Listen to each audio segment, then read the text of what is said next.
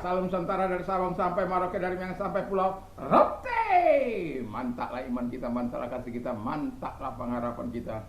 Tentunya dalam Yesus Kristus menjadi Tuhan dan Juru Selamat kita dan Juru Selamat dunia. Jangan katakan bahwa Yesus bukan Tuhan, jangan katakan pula bahwa Yesus bukan Juru Selamat. Dia adalah Tuhan, Dia adalah Juru Selamat. Kalau engkau percaya engkau akan diselamatkan, engkau tidak percaya engkau akan dihukum. Yohanes 3 ayat 36. Yesus sudah berkata dalam Yohanes 14 ayat yang ke-6, Akulah jalan dan kebenaran dan hidup, tiada seorang sampai kepada Allah kalau tidak melalui aku, Yesus Kristus. Dan Petrus menimpali dalam Kisah 4 ayat 12, dan keselamatan tidak ada dalam siapapun juga selain dalam Dia, Yesus Kristus.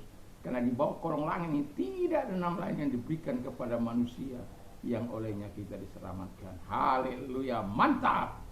Yohanes 3 ayat 16 berkata, karena begitu besar kasih Allah akan dunia ini, sehingga Ia mengaruniakan anaknya yang tunggal, supaya setiap orang percaya kepadanya tidak binasa, melainkan beroleh hidup yang kekal. Hidup yang kekal hanya didapat di dalam Yesus Kristus. Nah, saya mengucapkan selamat hari Minggu, selamat kita beribadah kepada Tuhan, dan biarkan Tuhan terus di hati kita. Takut akan Tuhan dan ketaatan menjadi bagian yang tak terpisahkan dari hidup kita. Tuhan Yesus memberkati kita. Mungkin kita akan beribadah. Sebelum kita beribadah, kalau memang kita masih sempat mendengarkan firman Allah, Tuhan memberkati dalam nama Yesus. Haleluya. Semoga kekuatan Tuhan, kekuatan firman, kekuatan Roh Kudus menyertai setiap kita, dan damai Tuhan menyertai. Sebelum kita mendengarkan firman Allah, mari kita berdoa. Terima kasih Tuhan, biarlah Tuhan senantiasa menyertai kami dan memberkati kami. Dalam nama Yesus, haleluya. Amin. Saya akan membacakan Ezra 8 ayat 21. Kemudian di sana di tepi sungai Ahawa itu, aku memaklumkan puasa supaya kami merendahkan diri di hadapan Allah kami dan memohon kepadanya di jalan yang aman bagi kami, bagi anak-anak kami, dan segala harta benda kami. Karena aku malu meminta tentara dan orang-orang berkuda kepada raja untuk mengawal kami terhadap musuh di jalan. Sebab kami telah berkata kepada raja demikian, tangan Allah kami melindungi semua orang yang mencari Dia demi keselamatan mereka. Tapi kuasa murkanya menimpa semua orang yang meninggalkan Dia. Jadi berpuasalah kami dan memohon hal itu kepada Allah, dan Allah mengabulkan permohonan kami. Coba kita lihat ayat 31. Kemudian berangkatlah kami dari sungai Ahawa, pergi ke Yerusalem pada tanggal 12 bulan pertama untuk berjalan ke Yerusalem, dan tangan Allah kami melindungi kami dan menghindarkan kami dari tangan musuh dan penyamun. Maka tibalah kami di Yerusalem sesudah kami tinggal di sana selama 3 hari. Puji nama Tuhan. Jadi tema kita adalah tujuan puasa bagi Ezra. Jadi kita lihat jelas bahwa ada tujuan puasa yang Ezra lakukan kepada Tuhan. Dan Alkitab mengatakan apa yang dituju oleh Ezra semuanya dijawab oleh Tuhan. Dan itu sebabnya perlu kita belajar berdoa, berpuasa, menangis, mengadu, mengeluh dengan di hadapan Tuhan. Karena Alkitab katakan bahwa semuanya itu mengeluh tentang dosa kita, ya, jangan mengeluh tentang hidup ini. Nah, jadi yang pertama, tujuan puasa bagi Ezra yang pertama adalah merendahkan diri.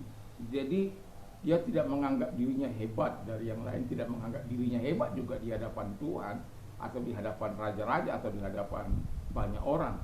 Karena kalau kita melihat bagaimana Allah mau menyatakan segala kebaikannya kepada kita, karena yang akan dipimpin ini, kalau kita lihat Ezra 2 ayat 64, seluruh jemaah itu bersama-sama ada 42.360 orang. Selain dari budak, mereka laki-laki dan perempuan yang berjumlah 7.337 orang. pada mereka ada 200 penyanyi laki-laki dan perempuan. Jadi kira-kira ya 42, ya kira-kira 50.000 orang lah ya. Nah, jadi itu bukan sesuatu perjalanan yang singkat. Itu 900 mil atau 900 miles itu ya kira-kira, ya kalau kita sering di TV dengar antara Iran dan Israel itu ya 2000 kilometer. Itu bukan ditempuh dengan jalan dengan kendaraan atau dengan gerobak atau dengan apa.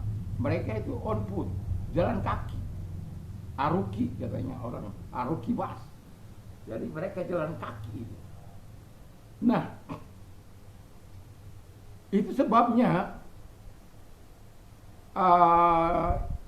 Ezra sebagai pemimpin menyadari ini bukan perjalanan 1 hari 2 hari. Ini kalau rata-rata katakanlah 20 km itu membutuhkan 4 bulan. Ya, kalau rata-rata 20 km. Kalau rata-rata 15 km itu makin jauh lagi waktunya. Nah, yang mau saya katakan adalah bahwa mereka merendahkan diri karena mereka sadar mereka tidak punya kekuatan untuk menjaga diri mereka dari penyamun, dari orang-orang yang akan dilalui sepanjang 2000 km itu.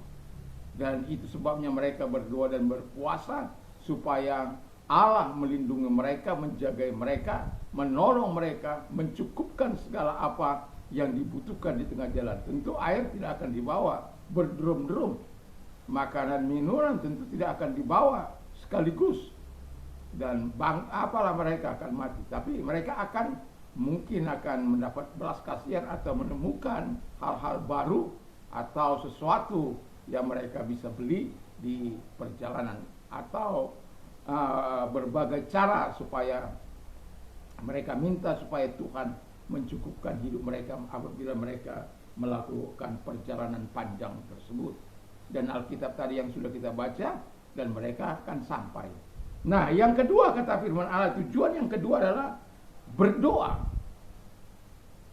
Berdoa supaya Allah melindungi mereka, menolong mereka, menjagai mereka, menguatkan mereka, mengawasi mereka, melindungi mereka, dan lain sebagainya. Jadi berdoa menyampaikan permohonan kepada Tuhan.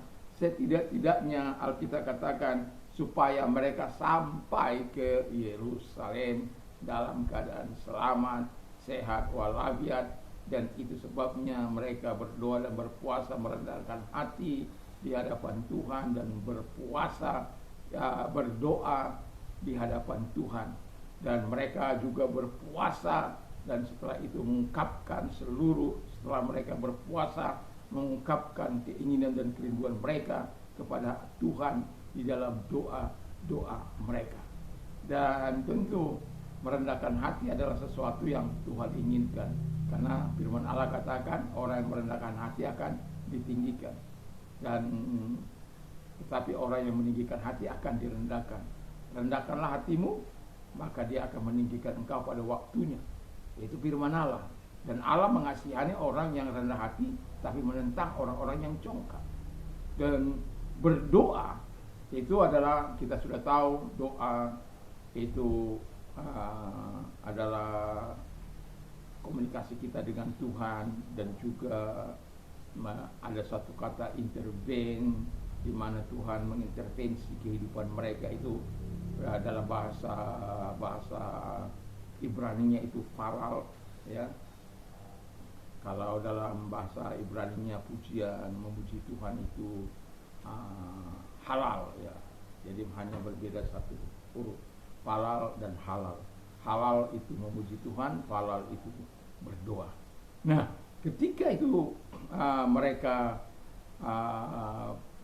berdoa, meminta pertolongan Tuhan, komunikasi sudah dilakukan kepada Tuhan, dan mereka minta supaya Tuhan mengintervensi. Ada satu kata lagi, mediate. Jadi mediate itu adalah perantara antara orang ke orang. Jadi Tuhan minta supaya Tuhan itu menjadi perantara supaya jangan terjadi kekerasan atau perampokan atau apapun namanya. Jadi Tuhan dibuat menjadi mediator mereka supaya, dan yang terakhir mereka minta judgment. Judgment itu adalah doa di mana terakhir kita menyampaikan sesuatu kepada Tuhan. Yang penting kami sampai gitu ya. Sama seperti bagaimana Efraim diberkati oleh Israel, sementara berkat itu seharusnya jatuh kepada Manase, tapi itu firman Allah katakan karena itu tidak baik dilihat oleh Yusuf, maka tangan kanannya itu, karena ini disilangkan, sudah sebenarnya tepat di mana tangan kanan itu harus ditempatkan, Manase dan Efraim. Tapi justru si Yakub itu menyilangkan tangannya. Dan apa yang terjadi setelah disilangkan tangannya itu? Tentu si orang tua yang, karena dia sudah kan nggak bisa melihat, nah, keberatan, protes, janganlah begitu ayahku, ayahanda yang terhormat. Karena yang lebih kecil, yang apa, ini si Efraim, sementara tangan kanannya ada di si Efraim. Nah, bapaknya mengatakan, Israel mengatakan kepada, aku tahu anakku, tapi Efraim akan jauh lebih besar dari kakaknya. Walaupun Efraim akan diberkati Tuhan, tapi adiknya akan jauh lebih berkuasa dari kakaknya. Itu judgment. Jadi ketika kita berdoa dengan sungguh, ada hal kadang kita komunikasi ringan dengan Tuhan, ada hal di mana kita minta mengintervensi, di mana Allah terlibat di dalam keadaan kita bagaimanapun, dan juga kita minta dia mediate supaya apa? Tuhan menolong, dan kemudian kita tahu bahwa ada judgment. Dan judgment yang kedua yang dilakukan oleh Musa, di mana ketika Korah datang dan satu orang Lewi itu yang minta hak sebagai imam, dan pada akhirnya Tuhan menghukum mereka karena Musa judgment. Karena kalau saya bukan dipanggil oleh Tuhan dan kematian kalian seperti kematian orang biasa, berarti aku tidak dipanggil oleh Tuhan. Dan belum selesai dia berkata-kata, bumi menganga dan menelan habis seluruh orang yang melawan dia. Jadi di sini judgment itu memang tidak terus dilakukan dalam keadaan terus mau judgment, tidak. Tapi dalam kondisi-kondisi tertentu kita diberi hak untuk judgment. Dan itulah sebabnya kita sadari bahwa kita bergaul karib dengan Tuhan. Yang ketiga dikatakan, tujuan yang ketiga adalah menunjukkan kebergantungan mereka kepada Allah untuk perlindungan. Haleluya. Ada raja sebenarnya merestui. Mereka kan direstui oleh raja. Dia bisa minta tentara untuk menyertai mereka. Tapi karena dia sudah bilang Allah mereka akan menyertai mereka dan akan beli. Dan itu konsekuensinya dia harus jalankan sebagai seorang pemimpin. Ada banyak orang mengatakan Allah itu luar biasa, Allah itu dahsyat, tetapi hanya sekedar lip service. Satu bukti, ketika Anda sakit, kemana Anda pergi? Boleh kan? Kalau sakit kepala atau apalah namanya. Seperti teman saya, mungkin seperti teman saya berkata, dia dipakai Tuhan dalam kesembuhan. Tapi kemudian ketika dia sakit, dia makan obat, dan ketika saya lihat, saya katakan, loh, Om kok begitu? Lalu dia katakan, saya sedang menolong Tuhan. Saya langsung bilang, Om tidak perlu menolong Tuhan. Tuhan bisa menolong dirinya sendiri. Kita yang perlu ditolong Tuhan. Dan apa yang membuat Tuhan mau menolong kita, yaitu iman kita. Imanlah yang harus kita jaga, imanlah yang harus kita pelihara. Nah, dalam hidup kita sebagai orang percaya, mari mungkin ada banyak tujuan puasa. Dalam saya juga agak berbeda, di mana dalam membuka belenggu-belenggu kelaliman, tetapi tujuan puasa yang dilakukan oleh oleh Ezra jelas bahwa mereka yang pertama merendahkan hati, berdoa, lalu kemudian menunjukkan kebergantungan mereka pada perlindungan Allah, dan terbuktilah Alkitab katakan bahwa doa mereka dijawab oleh Tuhan. Semoga Tuhan menolong kita untuk menjalankan doa puasa kita. Mungkin ada hal-hal yang sulit yang tidak mungkin kita selesaikan. Berdoa dan berpuasalah. Kalau Anda membaca Alkitab, banyak kali pertolongan-pertolongan yang Tuhan lakukan karena doa dan puasa yang dilakukan dengan sungguh-sungguh kepada Allah. Allah sangat menyukai doa puasa yang dilakukan dengan kesungguhan, dengan kerelaan, dengan harapan bahwa mereka yang berpuasa itu terus mendapat perlindungan dari Tuhan. Semoga Tuhan memberkati kita. Mari kita belajar seperti Ezra dalam kehidupan ya sebagai pemimpin. Kita ya mungkin sedikit akan berbeda dengan apa yang kita harapkan, karena konteksnya juga berbeda dalam perjalanan ke Yerusalem, sementara kita dalam perjalanan menuju pelayanan ini di pulau ini. Tentu kita perlu berdoa dan berpuasa dalam merendahkan hati kita di hadapan Allah. Semoga apa yang kita doakan dan kita